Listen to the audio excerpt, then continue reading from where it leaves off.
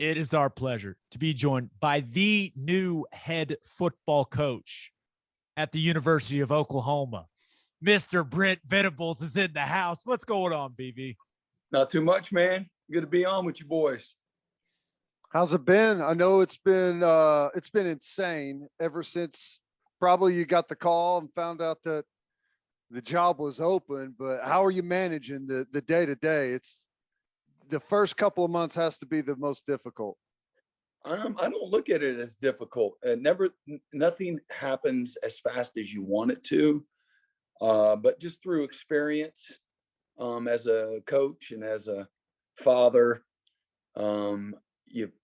things have to happen, naturally and organically, I guess is the best way to put it. So patience is something that I've had to learn to accept.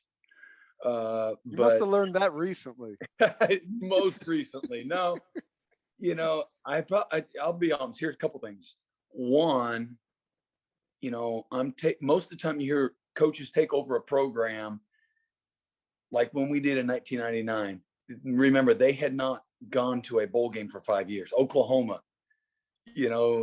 the team that since 99 has gone on and has the most wins in college football, the most in the history of college football, has 50 conference championships.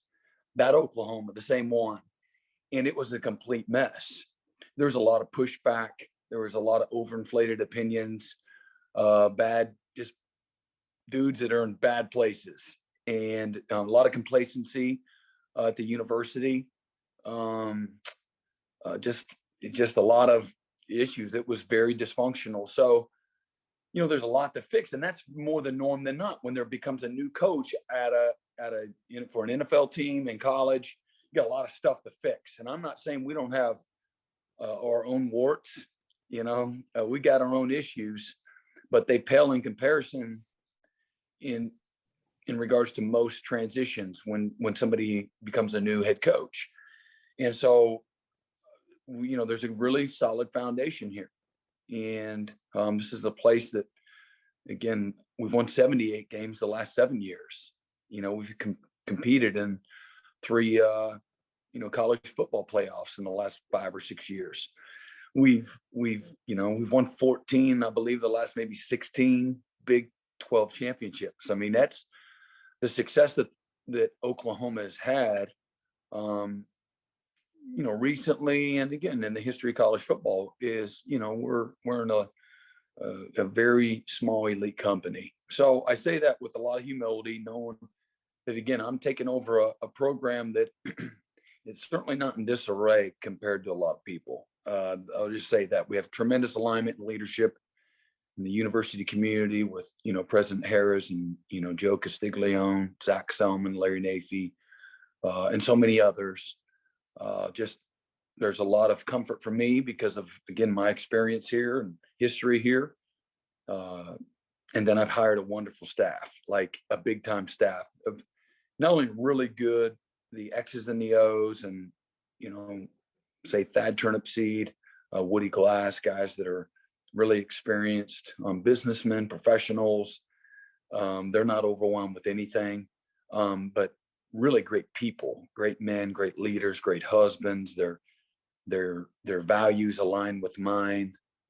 The vision of the program is a very clear vision for them. There's just a natural alignment, intentionally done by me. I kept a bunch of guys that were already here on offense, but I've known those guys. Like, it's not like, trust me, just because they're here and it was easy and convenient and they wanted to stay doesn't mean, for Brent Venables, that isn't why they're here.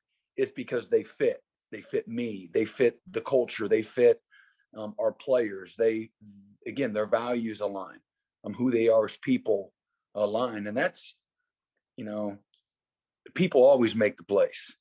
You can go stay at the Ritz-Carlton with the big old California Kings and the silk sheets and those big old fluffy pillows and all that. But the people at the front desk don't treat you right, you ain't going back. And people always make the place. This is a people business, so the same way I choose vet recruits, through a patient, relational process. It's the exact same way I hire staff. It's no different. And you got to focus on the root of the tree and quit focusing on the fruit. You focus on the root. You got to get the root right. I know this, you got to have the right seed before you can plant the right kind of harvest. And the seed always precedes the harvest. And same thing with building a program, man. You got to lay a foundation, man, that's a foundation of bricks and mortar and rebarb, not of sand and a lot of fluff and a lot of talk. And I've got to hire people that know how to be about it, and players that can be about it, and leadership that's going to be about it, not just talk about it. So a lot of proven winners on and off the field, and the locker room has been terrific. And we've got to reset some standards and reestablish accountability, and the things that it takes, the non-negotiables, whether that's uncommon effort or focused intensity, aggressiveness in everything we do. Make sure that everybody understands what the formula for success is. Doesn't change it. It isn't one thing for the coaches and then one thing for the players. It's the same thing for everybody. And we got to have a daily focus. How do you eat an elephant, Teddy? How do you eat an elephant? I don't know, one bite at a time, I guess. One bite at a time. It's like a simple thing. So instead of trying to get to 2022 September, man, that'll come at its time. Everything has a process to it. And so quit worrying about that. That'll take care of itself. Or it doesn't matter about that if we don't take care of today, and really have a daily focus as a football program and be inside out in everything that we do. Where we're at today, we're not where Alabama is. It is what it is. Can we get there? Absolutely. But we got work to do. You can name other programs, but we're going to be inside out in everything we do. I want our players to be inside out. I want our coaches to be inside out. I need our program to be inside out. And let's focus on the standard of this program. Let's focus on the standard of expectations that we've created for ourselves. There's plenty of expectations by everybody on the outside in, and there's so much that's pushed to our players. I've got to create an environment where I can insulate them, I can protect them, I can get them to focus, and I can get them to think the right way, because there's a lot going on out here. And we know that distractions are the enemy of greatness, right? Also on the other side, the complacency is an enemy of greatness too. And so there's no entitlement for anybody, and we got to have just understand the attitude's going to carry this program. You got to have an attitude of belief. Attitude affects your mindset, it affects your heart. And so we got to make sure our guys are thinking the right way, and our coaches are thinking the right way, and there's a cohesion and a synergy. But I've got to do a great job of making sure I have a very clear vision for what the purpose of this program is, what our values of this program are, what the root of that tree is. And because when you focus on the root and you make sure you bring in good soil, the players being the good soil, and then us coaches begin having the right men, the right leaders, the right people in our program that are throwing good seed, in that soil, man, the fruit is going to happen, and you're going to have all kinds of great fruit. But you got to focus and protect and nurture, and be very committed, patiently, on the root. And that's our foundation, of our program. And so again, you gotta have an attitude of belief. You're not going to get anywhere if you don't believe in one another, in a system, in your players. And and again, we got to lead from a place of optimism and love and connection. I just think that's what we want to be, a relationship driven program. So I've hired people that, again, to me, have those same types of values, but thinking the right way, being inside out, I think is where it all starts. And the Bible says, as a man thinketh, so is he.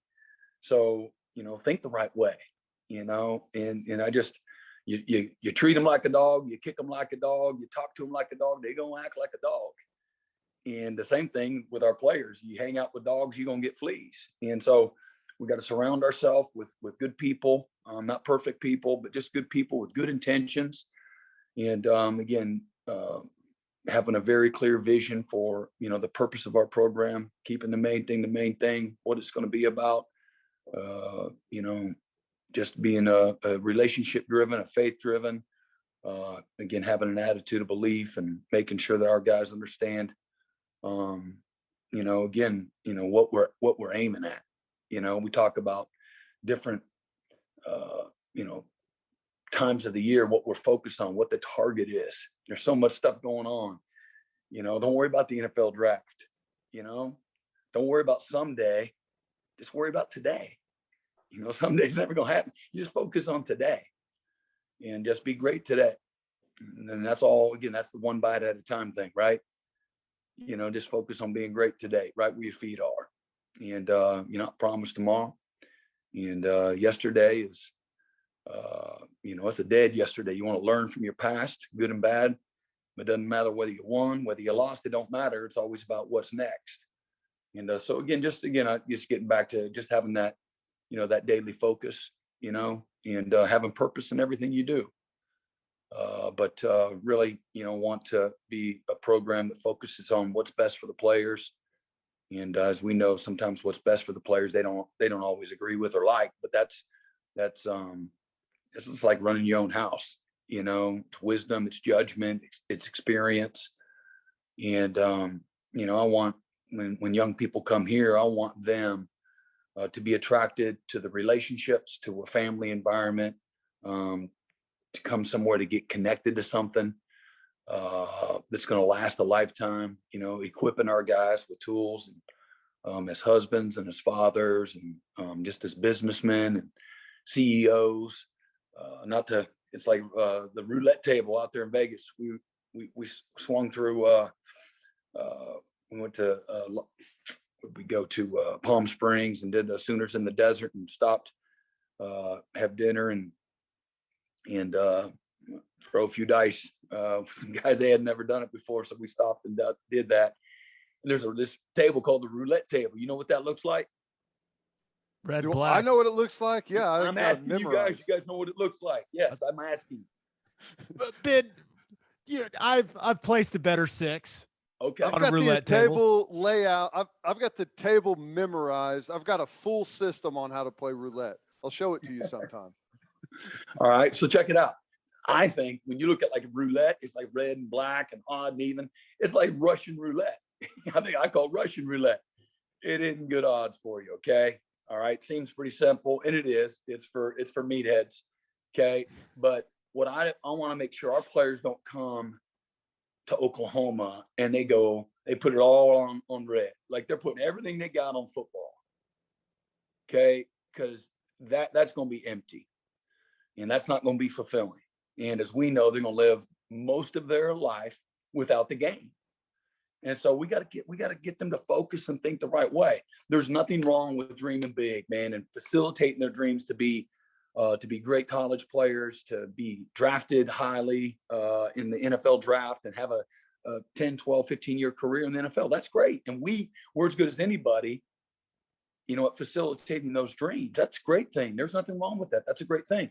But we also need to make sure that if less than 2% of all college football players make an opening day roster in the NFL, then let's focus 98% of our time on the true return on investment. And that's education. Okay. That's going to create more opportunities than anything. Okay. For the rest of their life. Okay. Let's focus on, development in every part of their life. Okay. Again, as men, and career development, academic development, and support, life skills development, have an opportunity to grow in their faith if they're looking to, some guys have no foundation. Some guys come in with a foundation. Shame on us if we don't provide, resources for them to continue to grow in their faith. That's a good thing. I believe you need a foundation that's going to, again, because life's going to bring you to your knees now, whether it's death in your family, it's cancer, it's failure, lose a job, whatever it is, and I just believe that you got to have a higher power, that you can, help you weather those storms, and just believe in that. And at the same time, we got to have, there's a lot of young guys that come in here and they're big, they're strong, they're 5 stars, whatever they are, and they don't have a lot of courage in anything other than football. And our job is to help them have the courage to run towards their giants, whatever they are, not away from them, and run towards your giants. And so again, I just believe in, hiring, holistically a staff that's equipped, that can help our players on and off the field, year round, 24/7, whether it's curriculum or it's, again, just having people that are there to, help lead our guys, pour into them, so, that's what we've created, a village here, and we're still working on that village. And it takes a village to raise a child, and I can't do it alone. I've got to be able to have peace that, we've got people on layers of support and communication, and there's trust. People are, connected, and I got to find the right kind of people too. Like I said, that good soil. Continue to. Now it takes time too for us as coaches to evaluate all these kids out there, what they're coming from, their families, what their why is, their academics, what kind of a teammate they are. All those things matter. And just like, all these things I'm talking about, just you don't snap your fingers and it's all exactly like you want it. It doesn't happen that way. It has to be a process to it. And so for us, there's got to be a process to it, and developing relationships with, recruits, and don't be like everybody else. They want to, or I say everybody, I'm painting it with a broad brush, but it's all the great players, everybody's recruiting, they have all these offers. Doesn't mean it's a great fit for Oklahoma and what we want. We want to attract guys that value education, looking for family. They want connection. They want to be held accountable. There's structure and accountability and discipline. You're going to go to school. You're going to go to your tutors. You're going to go to your learning specialists. Oh, you ain't playing. It's pretty simple. And we're going to hold them accountable. We're not going to look the other way. We're not going to use them to win games. Okay. You're going to do things the right way, because that when you leave and the game's done, that's what the real world's all about. You're going to be held accountable for your actions. And, but we want to help, again, some guys, they, like I said, they don't have the confidence. They don't know what they want. They've never really thought about it. We got to get them to focus on the man in the mirror, and just, I just believe, I think one of the best things that you have, that I believe, my maker gives to us, man, is your dreams. He puts those thoughts in your mind, and, he just helps you, have vision for what you want your future to look like. And that's a good thing. We need to help, again, facilitate that. And some guys, they don't know what that looks like, what their purpose is, what their passions are. And we, through relationships and over time and workshops and things, we can help find out what else that they're really good at, they're passionate about, what they love to do, their purpose on this earth. And that's where I feel like you'll get real fulfillment in your life and have a life of substance, and where you feel great about what you're doing every day. And so, again, just developing mindset, culture, attitude. Gandhi says your destiny is tied to your beliefs.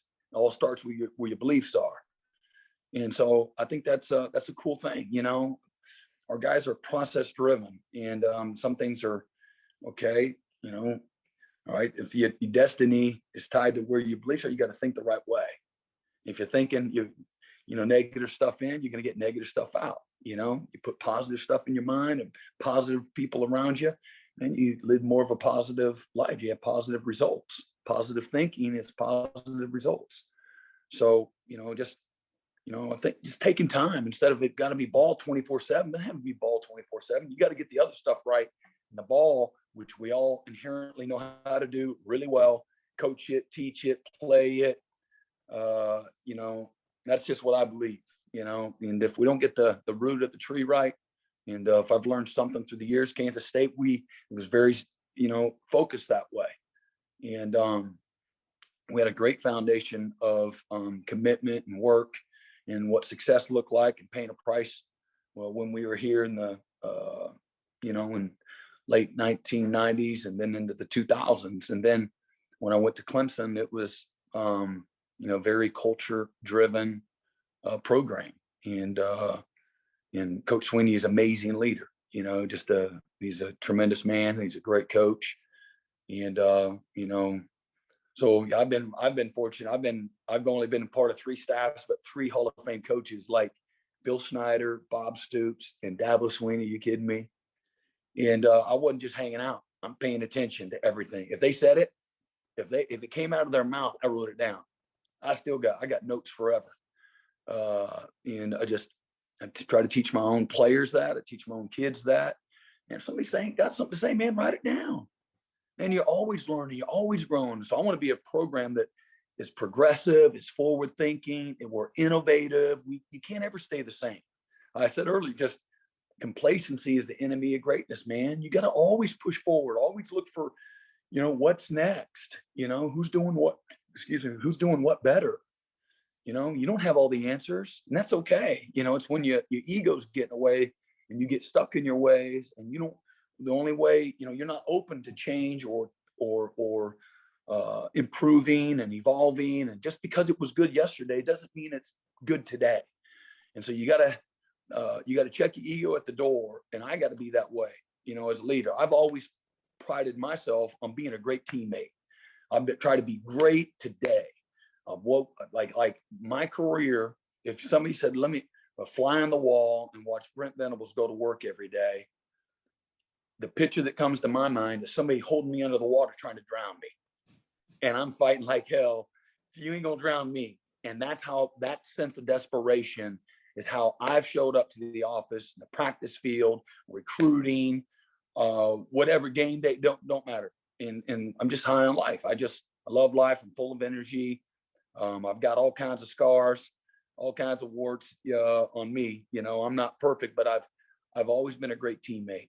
And I've never wanted to let anybody down, not my players, not my colleagues, not the constituency that I represent.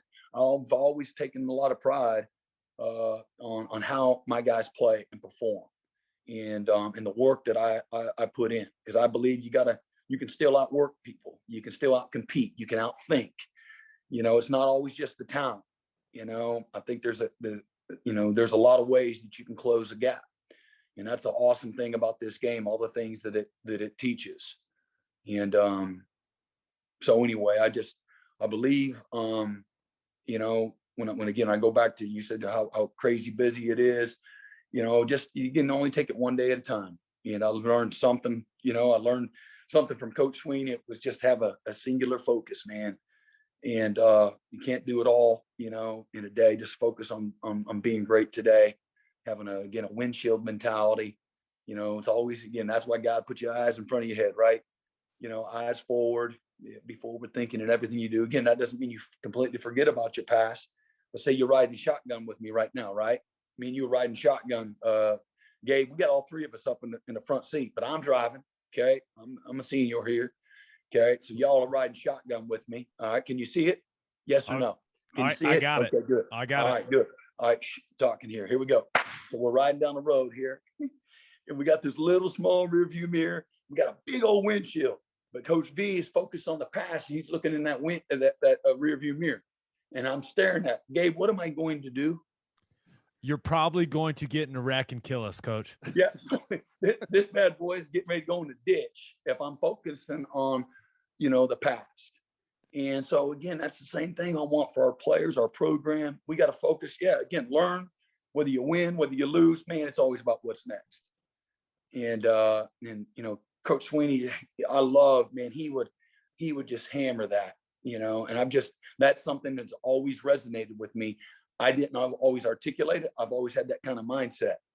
And I think that's what the best of the best do. They can learn from the past. They can learn from others. Let somebody else's taillights be your headlights.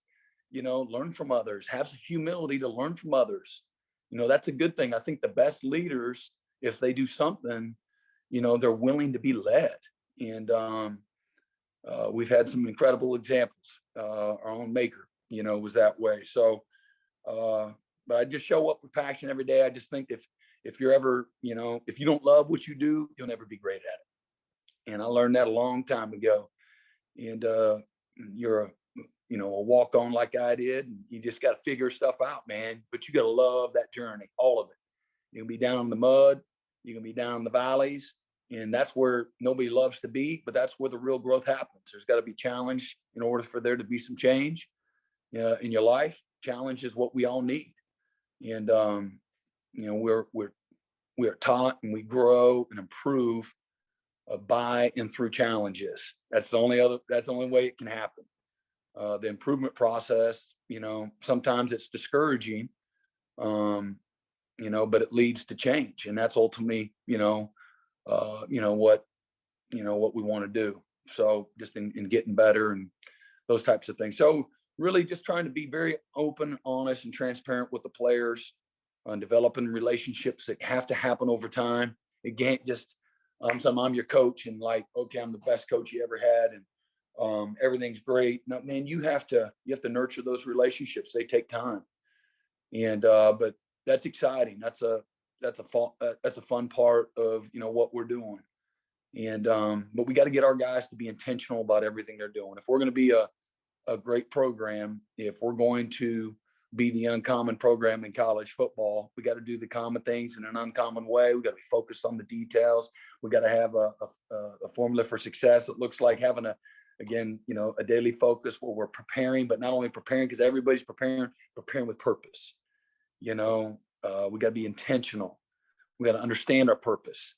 We got to have, effort. Yes. Uncommon effort in everything that we do, non-negotiable, but we got to have effort with technique. You can't just have a guy, playing, going down full speed on the kickoff, but he doesn't have a technique, a gap that he's got to fit in, crossing face, whatever that is, leveraging the football. He's got to have effort with technique. That leads to execution. Okay. And then we got to have just this all-in commitment to doing your best in everything that you're doing. How you do anything is how you do everything. And, we got to make sure that our guys are committed on and off the field. You can't be, an all-American football player and just be a complete moron in the classroom. My experience has been, your habits, they carry over. If you're inconsistent on the field or in the classroom, that's usually what you are in one or the other, and you got to make excellence a habit and not being perfect, but just guys committed to doing their best, not focusing on being the best. Because I think when you focus on being the best, how many national championships are there a year? National championships in football. So it's in college, it's one. And if it's all in, if it's Russian roulette and you come up and you don't win it all, man, you can have a great year. Sometimes it's just not in the cards. Maybe your starting quarterback, gets hurt, and, maybe you're really young on defense, man. Sometimes it's not in the cards. That doesn't mean you don't have a great year, that you don't like all the effort, all the work, all the sweat, all the growth, isn't a great year. I don't want to be a fatalistic program. That's not who we're going to be. We're going to have high standards. We're going to have, big time goals. And, but, I want our guys to understand that, if you're committed to doing your best, you have an all-in commitment to doing your best in everything that you do. Okay.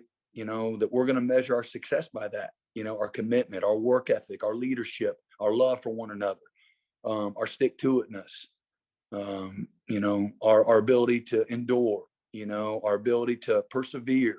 That's how you measure success. Sometimes we were 10-3 at Clemson this year. And, a lot of people are like, oh man, this guy's wrong. Man, we had a great year. We lost a couple of real tough games, a couple really tough losses, and what could have gone either way. But our guys just kept fighting. I think they were 1-2 to start the year, and go win 8 straight games, and win again. I think that's the 12th straight year that Clemson's won 10+ games. It's only the third time in the history of college football that it's been done that many years in a row. That's pretty big time. If it was so easy, why isn't everybody else doing it? Right? It's so easy. Why isn't everybody else doing it? So, winning is really hard, as we know, like really, really, really hard to win. Okay. Winning consistently is even harder. Like that's the mark of any really good player, in my opinion. People want to use great way too loosely for me. Great is like, whoa, whoa, great. Great is a whole nother place. Not many people or programs get to great. Like great. Okay. To me, to be really good, the best, probably the number one quality is consistency. Consistent mindset, consistent work, consistent intensity, consistent response. Just being that Learjet, man, above them clouds. And that's what I want from our players. And that's what I definitely want from our program. I'm not trying to have a great team. I'm focused on having a great program. A great program has roots. A great program has sustainability. A great program has longevity. A great program has a foundation that can weather the times. And well-managed success and well-managed failure is what it's all about. That's going to determine whether or not we're going to be, that consistent model program. And so we got to do a good job in both the good times and bad. Really, the hardest time to lead is when things are going great.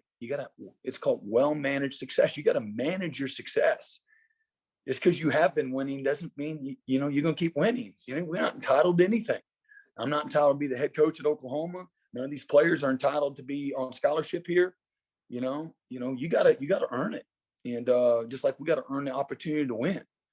And just because we won all those Big 12 championships, we won all those games, or we won the most conference championships in the history of college football, that doesn't matter. None of that matters. It only matters. Has that been hard? I think that's a good point, because like like you were talking about, when you come into a program, a lot of times it's bad. We're picking up the pieces and everyone's real anxious to hear, okay, what do I got to do to be good? And everyone's real receptive. But when you come in somewhere and it's been pretty good, right? You've won 10 or more games. You've ripped off a bunch of conference championships. Is there pushback to say, well, we've been doing this and this has worked? You know what I'm saying? Is there, sure. To get that extra little bit is the key. Listen, amazingly, no pushback at all. Like I'm a big body language guy. I'm a big focused intensity kind of guy. And so I got a good vibe on people. And I'm, anybody knows me, I'm not a sunshine pumper. Okay. It's not me. Now I feel like I'm a positive dude. I bring juice, I bring energy, I bring passion. I love what I do. Okay. But I'm also going to call it how it is. I'm very realistic. And sometimes you can get to a bad spot there too, So anyway, we've had just amazing buy-in. Like when we've tried to, raise the standard, we've tried to squeeze them, and they've responded. And to me, I want our guys to compete to a standard, show up with a standard. Whether that's show up to a team meeting, my expectations, y'all bring a notebook and you're taking notes. That's been pretty good. Can be better. It's been pretty dang good. I'm looking around the room and man, I can feel dudes burning a hole through me, with focus and just investing in the moment. And but I want our guys to just really embrace, competing to a standard, how we work, how we compete, how we respond, how we play, how we cover to the ball, how we respond to adversity, how we respond to success. Those are the things that really matter to me. And understanding that we're showing up and competing to a standard every day. And but you have to clearly define those standards, and then you have to reinforce it nonstop. You have to rehearse your beliefs nonstop to your coaches, to your staff, to your players, for them to truly again buy into it. And talent can give you a chance to win, but I know without question that character sustains it. And I've been just really, really, really pleased with, the character of these guys, and again, how they've showed up, worked, competed, responded. There hasn't been, well, man, this is messed up, or I can't do it. Man, we've had a can-do attitude. It's been, and again, we've got plenty of guys that maybe this day or that day, we've got some guys fall short and not have their best day, but man, they've come back and responded. I know that. And again, just having been here at Oklahoma, back in '99, we're in a much better spot. I think we all know that. And so I just compare it to that. Or again, that Kansas State, that was a natural over a period of time, that transformation. But it's belief, it's attitude, it's character, it's toughness, it's work ethic. It's all the same simple stuff. The RPOs and all that stuff, that don't matter. That does not matter. You better get that other stuff right first. And so we've been really doing that. And just really, I want our guys excited about their college experience, culture of graduation, culture of accountability. We want to equip our players, intentionally equip them with tools that are going to last a lifetime, okay, that nobody can take from them. And there's going to be a natural maturation that takes place. That 17, 18-year-old version needs to be a lot different than that, 21, 22, 23-year-old version. Okay, whether that's education, that's physicality, that's, mental strength, that's purpose in their life. There's just real growth and maturation that takes place. And that's so cool. It's such a fun thing, and what a blessing that is to be a part of that journey. And, but you want them to have a good time. What they do is hard. Like the grind is the grind, it's a very demanding thing. But you want them to have joy in their journey, man. You want them to look back and 30, 35 years old. You want them to look back and, man, it was tough, man, but it helped make me, helped shape me, helped form me, supported me. They loved me. They didn't use me. I'm better for it. I had a great college experience. Yeah, I might have fell short here or there, some of my goals, but man, I wouldn't trade it for nothing. Man, that's what you want. And even more, you want even more. And, just got to get these guys, to just have competitive stamina in everything that they do, because it's a race, man. So just to have the endurance that they need to have a great, collegiate experience, and to get them to understand that, it's all right to fail. It's not all right to be a failure, and just don't quit, and that's got to be a non-negotiable. We don't ever quit in anything. And, you got to have uncommon effort. You got to have not just intensity, not just focus. You have a focused intensity. And again, we're going to be aggressive in everything. And, I just think those are, again, some non-negotiables that you want them to show up with, every day. And there's some guys that are right at the end of their career, here at Oklahoma, and I've told them, you can't go back and change the beginning, but you can start right where you're at, and you can change the ending. And so to try to create buy-in from that standpoint, because I believe in that. You don't worry about the past. You can't change it. You can't go back and change the beginning, but you can start right where you're at, and change that ending. So again, I just believe in these young people they need leadership now more than ever. Some of them have a great support system at home. Man, we got to take that torch, man. We got to run with it, man. People are counting on us to grab that baton and run our race in such a way as to win. And we got to help. And that just means doing your best. That's all that means, just do your best with what you got. And, a lot of young guys, they come here from some tough circumstances. I grew up in tough circumstances. That's helped me create purpose for our program, and certainly for our players, and certainly for myself, through education, to create some opportunities. We had a lot of dysfunction in my house, whether it's domestic abuse or alcoholism. I lost a brother to addiction. He let our circumstances, destroy him. And, the good Lord, he had something different for me. And I believe that. And he created purpose through that pain and that mess for me.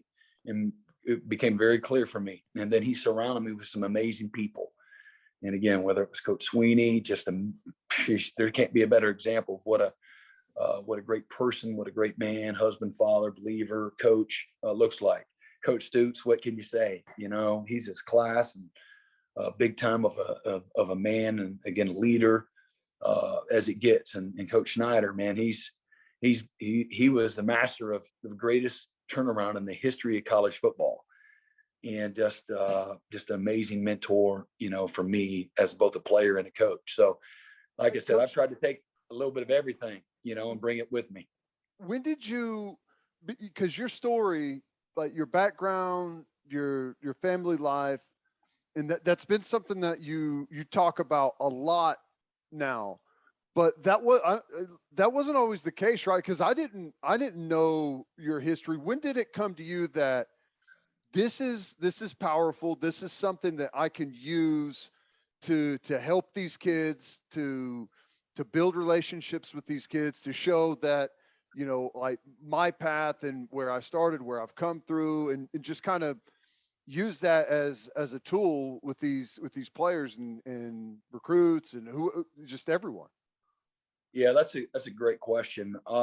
Something again, talking about, God will sometimes, give you a mess, and there's a message through it, put you through a lot of pain, and there's purpose through it. And certainly I grew up in a tough way. And, in many ways, I thought I was rich. I thought my normal was the normal, I really did. And, but I also knew very clearly some things that I know I needed to do, like go to college and get a degree, so I don't financially have to rely on other sources of income to create a very toxic, terrible environment for anybody. But I'll be honest, it's probably here at Oklahoma late in my career, and having I tragically lost Austin Box, lost my brother. Well, that was within probably 6 hours of each other, that lost both of them, both to addiction, overdose. My brother was an functioning alcoholic, and he was incredibly bright, smart. He wasn't some guy out on the street with a brown bag. He had a great job. He was, and he's just so intelligent, super athletic, just had a huge personality. Everybody loved him, funny. And he let his demons get him. And I say he couldn't overcome them. And lost my mom and my stepdad to cancer. Just both of them. Just a lot of things happened for me just in about a 5-year period of time. And sometimes it takes things like that to happen, go through some things, some challenges, for their, to look at things differently, or maybe to, finally say, you know what, God put this on my heart, through this, I need to share this. And it really took me going away, and allow myself to be vulnerable, transparent, humbled, to be in an environment that Coach Sweeney created, that, you know what, it's okay not to be okay, and where, I don't know, I'd always had the mindset that, that I didn't want to, share whatever problems or troubles or issues that would be excuse making and show signs of weakness, and man, I got to be strong. And I was good with that. But I always knew that could probably help. I don't know. But I got the strength and the courage to run towards those giants, and what I've been preaching to my guys, I finally did it myself. And I think it's freed me up in a lot of ways. It really has. And I think it's been able to bring out the best in me. And I really, be honest, that, owe that to the environment I was in at Clemson, that, everybody knew everybody. There was a real deep-seated connection there. And I really felt like that was a competitive advantage. I'll be honest, the connection, the love, it's very genuine. You can't fabricate it.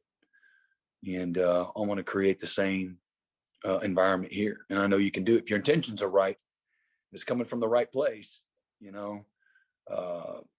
that's a natural, easy, organic thing to do.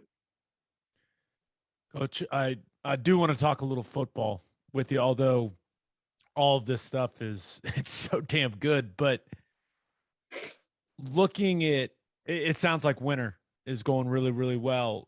You talked about the buy-in. Looking ahead, and I know we're not supposed to look too far ahead, but looking towards spring ball, I mean, what are your goals for you and this team for spring ball? What are you hoping to get out of those spring practices?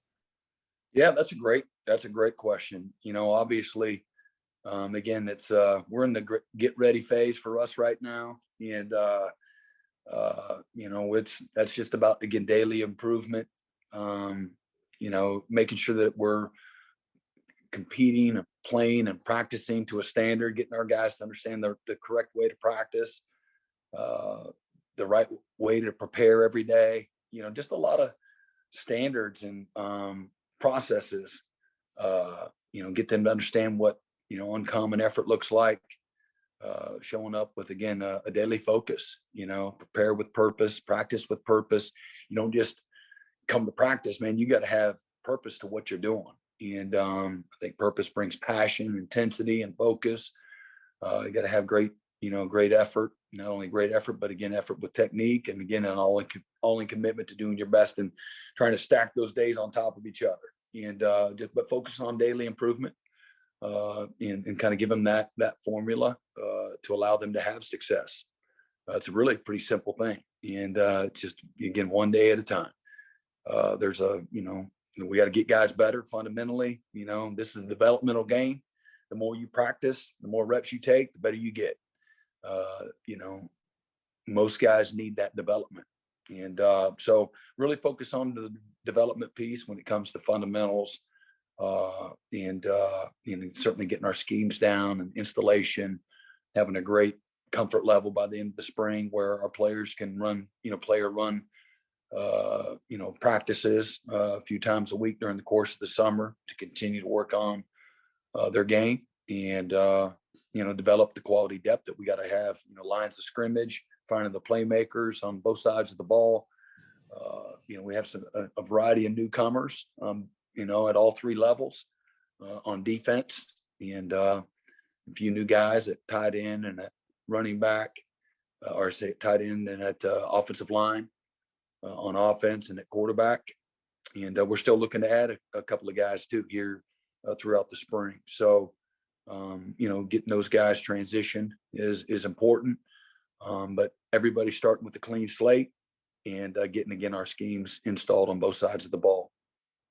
What do you think of the Big 12? It's crazy how much different this league is today than whenever you were last here. And really, it kind of has only happened here in the last couple of years. Like, we went from the wide open, we'd have like 3 or 4 teams at the top 5 offenses in the country.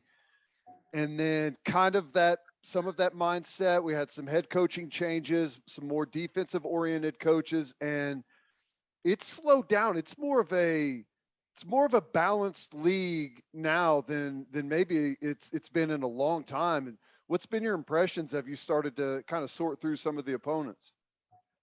Well, again, it's just what you said. It is very competitive. Obviously, Baylor and Oklahoma State finished first and second in the league. Oklahoma State's been one of the most consistent programs next to us. They're the second most consistent program.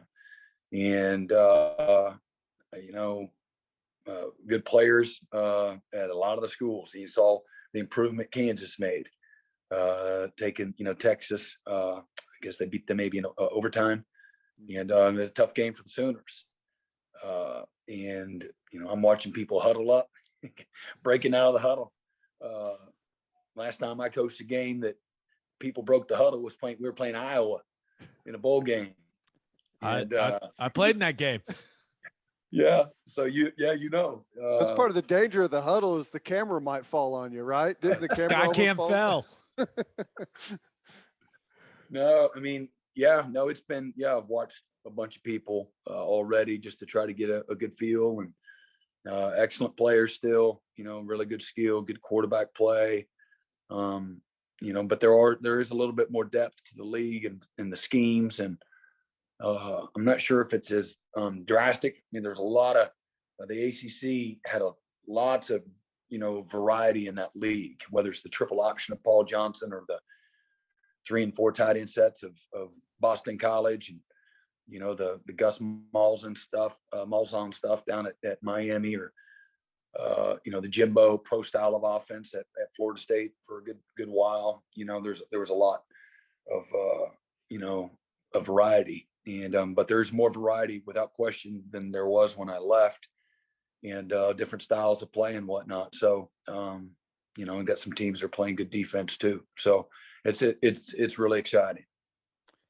Speaking of the defense being played in the league, I'm not sure if you've decided this or not, but with your background, with how successful you've been as a defensive coordinator, are you still going to call the defense as a head coach? Is that a decision you've made yet, or is that something you're still kind of working through? Yeah, I mean, I don't have intentions to call it, but both sides of the ball be very involved and empower the coaches. But we have a system and a philosophy that we believe in on defense, and I've hired coaches that know that system, that understand that philosophy, and I think will do a great job. But always have some part in it too. When's the last time you didn't call it? That's gonna be a change. That's gonna be tough. I don't picture you just standing there and being like, yeah, I'm not gonna be involved in this. It's gonna be difficult. I know you'll be on the headset, but you still gonna need a get back guy? I mean, I didn't need him. Okay, first of all. All right. I didn't need him. I've never had a penalty. Never once. So how many years? I don't know how many years. Never had a penalty. So, that is what it is. And maybe it was because of the get back guy was, he did a great job. I don't know. But here's what I know is I don't need one. I'll be just fine. And probably gonna be karma, right? But no, I believe in the preparation, the preparation. That's where, game day should be a lot easier, and so we got to do a great job from a preparation standpoint. I love practice. I love creating more strain in practice than could ever happen in a game. I believe in that. And our guys will be prepared to play at a high level. And again, our coaches will be prepared to coach them at a high level on game day. So I think the team, just my belief is that the team needs me to be their head coach.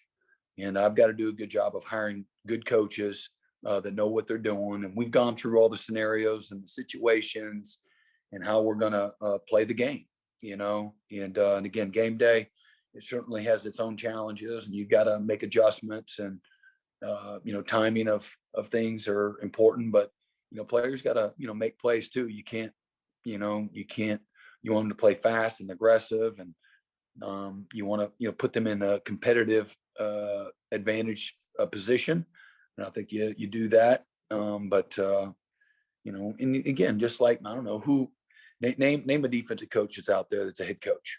Name him. Dave Aranda. Dave Aranda. All right, Dave Aranda. And Dave don't say a whole lot. When he was at DC, he didn't say a whole lot.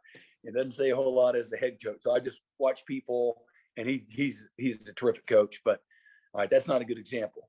All right, give me another one. I think it's just you and him are the let's go head to coaches. the national champion. Let's go to the national championship. Okay, yeah, Kirby. Oh, there's two good ones, right? So what's your impression on Kirby? Is he calling the defense, or is he involved? Involved. Yeah, he's very involved. How about Nick Saban? You think he's involved on that defense? Involved. Okay, but he's heavily involved. All right, and he's been the gold standard for winning national championships the last, whatever it's been, 12, 15 years, and Georgia just won one. So there's two examples of defensive coach. I'm not saying I'm them or whoever. You know, I got a lot to prove. I'll say it. Right? No, but there's some examples, and I don't know. Does Dave call it? Does Dave Coach Randa call it? I don't know. I honestly, I don't know. That's a good question. But he's been known as defensive acumen, as good as there is in college football. He's a great teacher. He's a great fundamentalist. Systematically, looks like they're doing a lot of some of things very similar, and you know, but you got to believe he has his hands in it, and they playing good defense. So there's three dang good defensive teams right there with defensive head coaches. Anybody else? Who else is out there? Anybody else in the league? Well, so Mel many Tucker, that just offensive- went to Michigan State. He's a defensive guy. Yeah, they won. Gosh, I don't know. Is there anyone else? There's not even anyone else because Patterson is now gone. He was at TCU, Right. but he Sonny called Dykes it though, is an offensive right? guy. Didn't The guy that Patterson replaced call him. it? Yeah, he did. Mm-hmm. Well, again, I just believe I got to do a great job of being a head coach too. And again, I got great coaches. You know, I've got great coaches, experienced, tough guys, smart guys, passionate, intense. You know, we've hired some dudes. You know, and so I'm excited to see them, you know, take this opportunity. Our guys they'll be ready to play. I'm intense and I'm passionate, but I hired some guys that are also that way. Nobody has to be like me, you know. Again, what I do isn't the only way. There's lots of ways to approach it and to have a lot of success. So I think people are going to be really excited about what they see.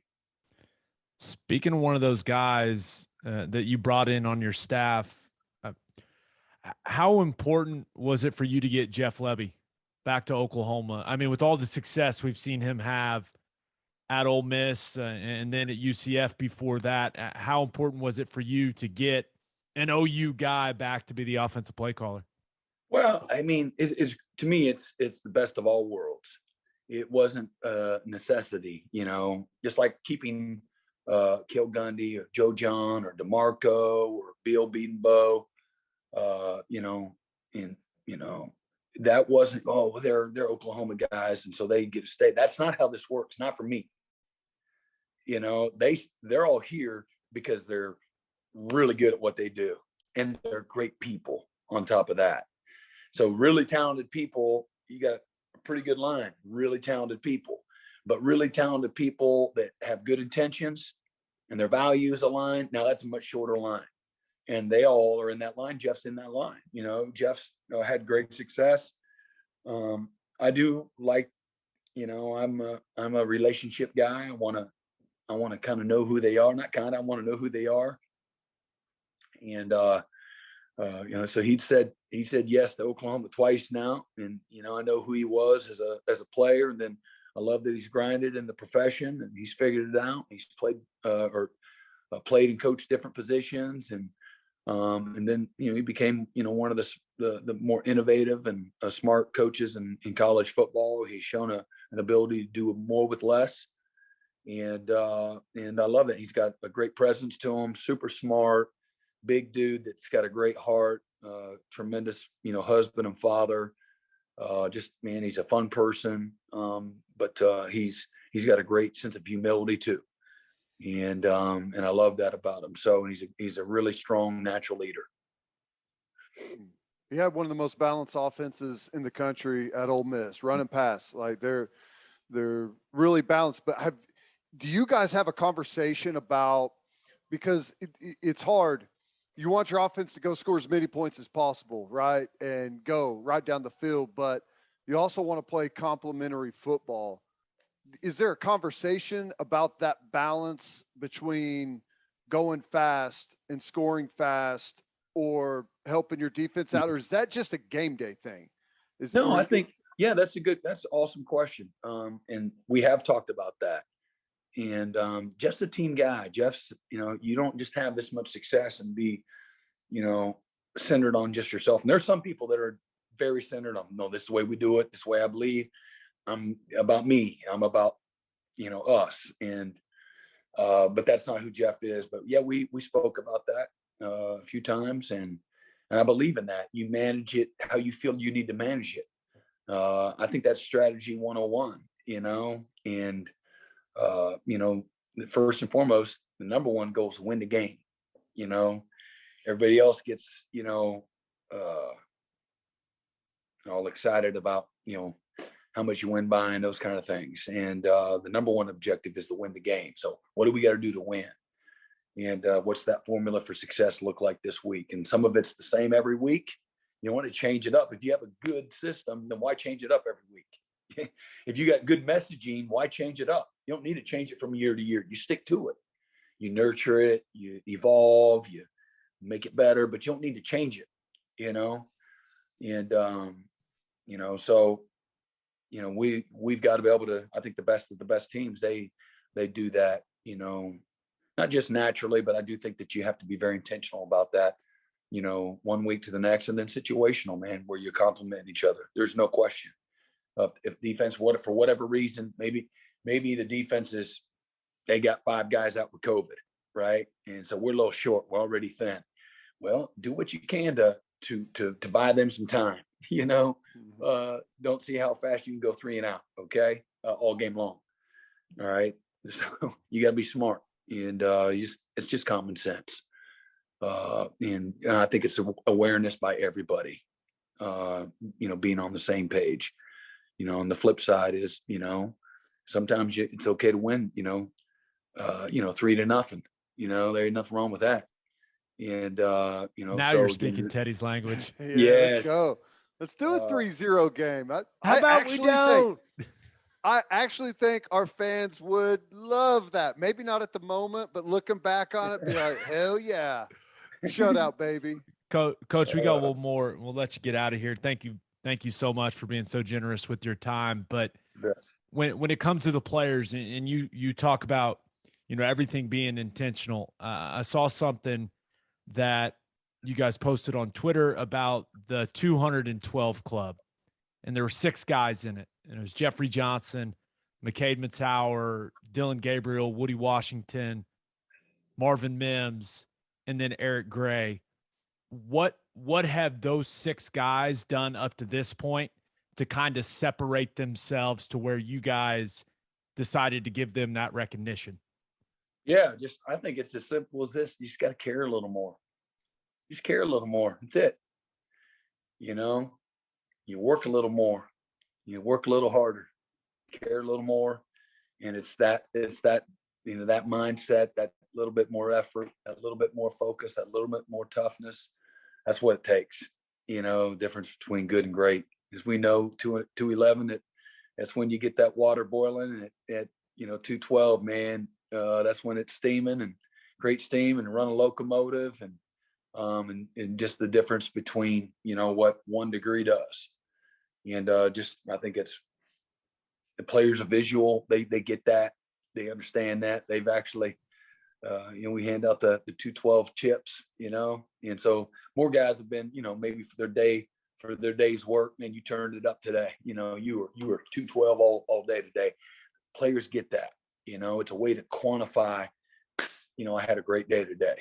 Be great today, right where your feet are at. And if you do that, that's the one way, man, you have a chance to have success. That daily commitment to excellence. And that's what we want them to push for. We got to be very intentional. And I think when you have something that you can allow the players to recognize and to validate it, to reward them with, I think it creates more buy-in and more excitement, more passion, more all of it. And but those guys have, they've really exemplified what that looks like for us. But I think it goes back to just care a little bit more. When you care a little bit more, man, you'll do, you'll go the extra mile in everything that you're doing. I know we said one more, but I want just a quick follow-up on that. So there's 6 guys and 4 of them are transfer guys. And maybe I always look at things with a negative viewpoint, but to me that says, why do we have transfer guys that are the hungriest guy on the team? You know what I'm saying? It's like, is there anything to that? Like, are the guys maybe that have been here, I don't want to say entitled, but And I don't know. Is there anything to that at all? Here, 'Cause that's here's the what I first would thing that tell sticks you. out to me. I would say just because don't take those other guys getting rewarded as an indictment on everybody else. That's the first thing I would say, because that couldn't be further from the truth. Okay, those were just the ones that were recognized. Instead of recognizing 20 of them at once, all right, let's recognize some guys that were, have just been the most consistent. There's probably a couple other guys that could have been in there. Just how how that works sometimes. And I think that's very important, because that's how we look at it. That's not an indictment on everybody else. I think sometimes, remember what I said when we signed up, we're going to be very intentional about finding the right people that are in the portal. They're not everybody's a meathead. They're on a life support academically, or they're on their ninth live because they can't be trusted, and they can't make a play, or they're not good enough where they're at. Not everybody's like that. Okay. I think that's negligent just to throw everybody, transfer portal, he must be a terrible teammate. That's not true. You have to evaluate everybody's circumstances differently. Okay. I think and it takes time to do that. But, we found we're super intentional about, okay, this is the vision for what it looks like to me. Okay. This is what fits for us. And man, we try to peel the onion back, lift up the cushions, look in the closet. You get somebody say they're going to come over swing by their house, and you got 15 minutes, man. You start shoving everybody in the closet and underneath the couch, and so we know. So we look behind the curtains and open the doors and lift the cushions up, and we tried to do that. We're not going to be, mistake free in some of those decisions, but so whether it's Dylan Gabriel, who's had a career of excellence, Jeffrey Johnson, who's been a 4-year starter.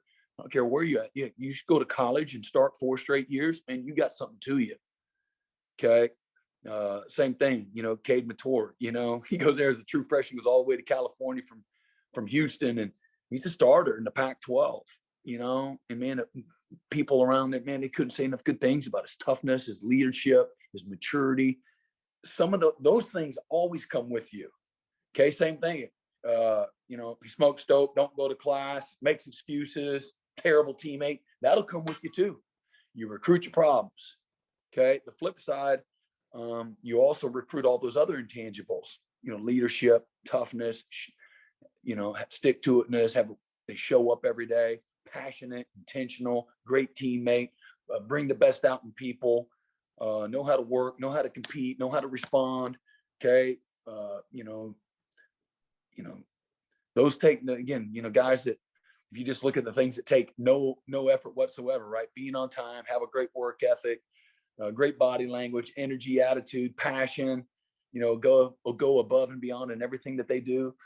Man, none of those things take any talent whatsoever. So we try to find guys that have those intangibles, that, hey, they just so happen they want the Oklahoma experience. Like I said, that's not their success right now, and what it doesn't guarantee they're going to have success when we start spring ball. Man, next day they got to start over and do it again. And but there's other guys that easily could have been right there in that group too, and for whatever reason they got recognized first, but there'll be more. I'm telling you, we got a lot of buy-in, man. It's been crazy impressive. And me better than anybody, Ted. I don't get all fired up, with false narratives. I'm not, oh man, I gotta be Mr. Positive. I am, I bring juice, energy, I know I'm a believer in the work that you put in right here, right now, in this moment, to get the result that we want. I believe in that. Okay. I'm committed to that. I know the result of that. And, but man, our guys have been amazing, and guys that have been here, maybe some guys that have been in the outhouse, if you will, they're changing. They're saying it. The teammates are saying it. The support people that have been here are saying it. And so you're just, again, trying to get that done. Again, changing behaviors and mindset and attitude and outlook, habits, you're trying to just change those, influence those, one conversation, one workout, one day at a time, and, but more than anything else, they got to know that we believe in them. That's our job, and you got to create a vision for what we want. And then you've got to support them and motivate them, inspire them, challenge them, all of it. That's our job as coaches. And our coaches have been doing a great job, but they've been doing a terrific job of buying in. And so that's super encouraging, really, really, really encouraging. Before we ever get to the practice field, it's been a real fun, 3 months, and especially since we've been able to start to be around the guys a lot more after recruiting got over and whatnot.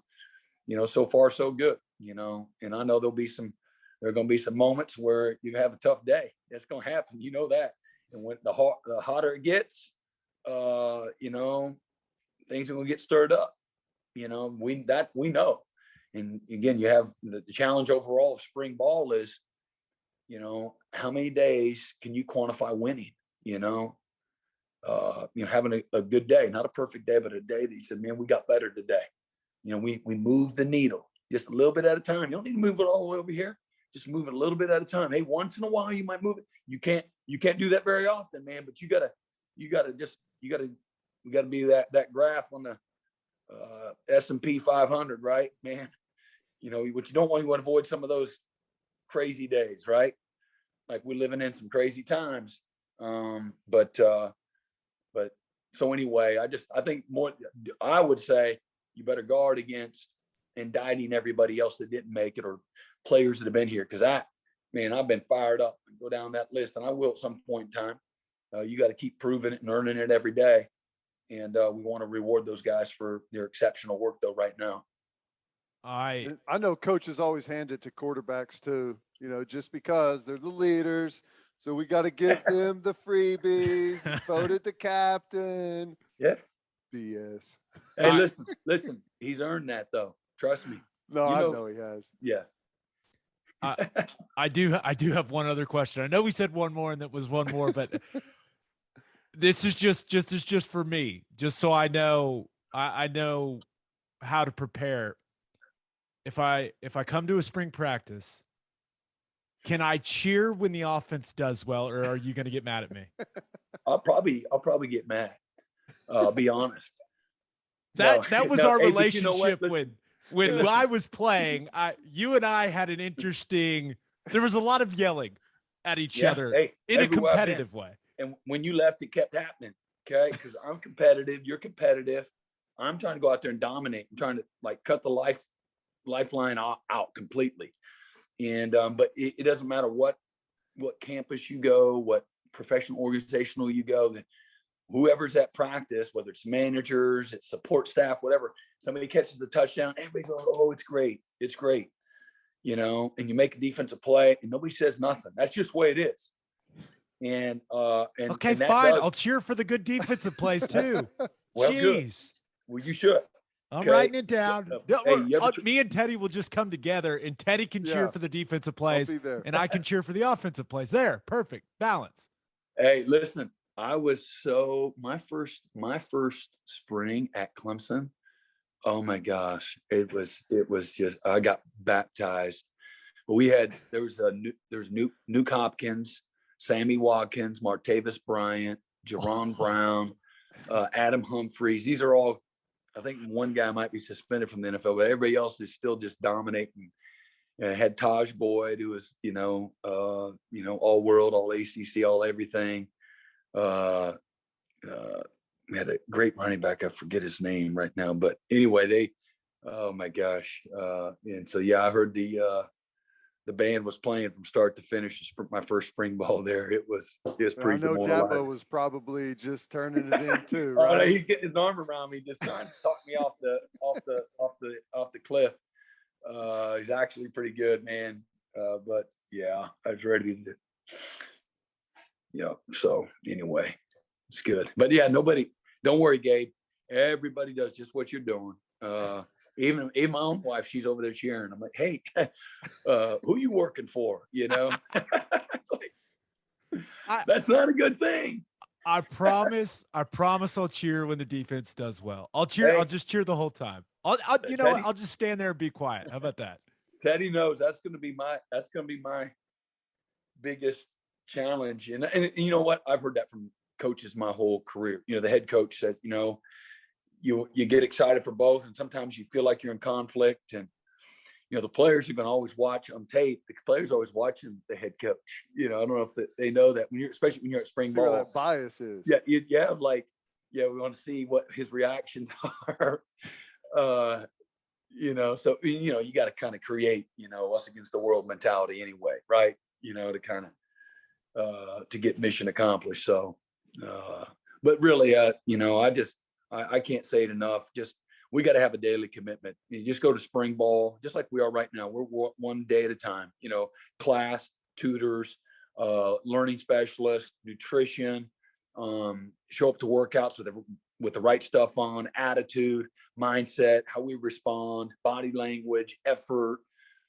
That's literally, you know, how we're going to judge ourselves every day. Just, you know, our daily commitment. What does that look like? Here's the standards. Here's the expectation. Now be committed to it today.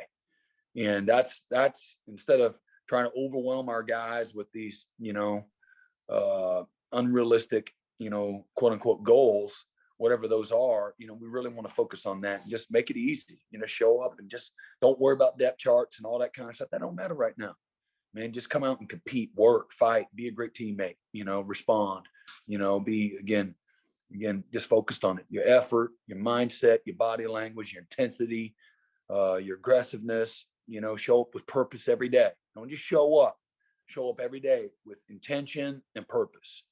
And because I know we're going to, you know, as a staff, and my expectation is the coaches that I've hired, their responsibility is to get that out of their guys every day, you know. And that's why they call you coach. You know, you got to sometimes take players to places they can't go without you. And if it was so easy, they wouldn't need us. So we got to show up too every day. It ain't just them. It's me too. Coach, we know you're busy. We appreciate you spending some time with us, man. It's been awesome. Yep, you bet. It's been fun. I want to You're the see you man. on that Russian roulette table too. Oh yeah, I got a system. Oh Man. my God. You're the guy. You're the one He's guy got it. that's He's got it all system. figured out. Oh He's got it my all God. figured out. Oh. All right, BV, you're the man. All right, guys. Appreciate y'all, man. Take care.